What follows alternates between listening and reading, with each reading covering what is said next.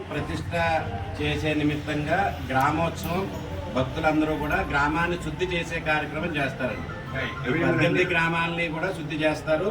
ఎవరి గ్రామంలో వాళ్ళు శుద్ధి చేసుకుని వచ్చి అందరూ కూడా మొగల్తూరులో కలుస్తారు. మొగల్తూరులో మన ఇంచుమించు మసీద్ దగ్గర నుంచి ఇక్కడ పాతకాలం వరకు కూడా ఊరేగింపుగా అంతా కూడా శుద్ధి చేసే కార్యక్రమం జరుగుతుంది. ప్రధాన రహదారిని శుద్ధి చేస్తే మొత్తం ఊరంతా శుద్ధి అయినట్టే లెక్క కాబట్టి ఆ ప్రధాన రహదారిని ఆ రోజు శుద్ధి చేసే కార్యక్రమం జరుగుతుంది. మరుసటి రోజు ఉదయం 5 గంటలకి అమ్మవారి యొక్క పూజా కార్యక్రమాలన్నీ కూడా ప్రారంభమవుతాయి. గణపతి పూజతోటి ప్రారంభించి పుణ్యాహవచన, వాస్తు పూజ, వాస్తు హోమం, అలాగే ముత్యాలమ్మ తల్లికి సంబంధించిన ప్రధానమైన ప్రాయశ్చిత్త హోమాలు, ముందు దగ్ధమైపోయినందుకు గాను దానికి సంబంధించిన ప్రాయశ్చిత్తాలు చేసిన తర్వాత అమ్మవారికి పంచామృతాలతో అభిషేక కార్యక్రమం జరుగుతుంది.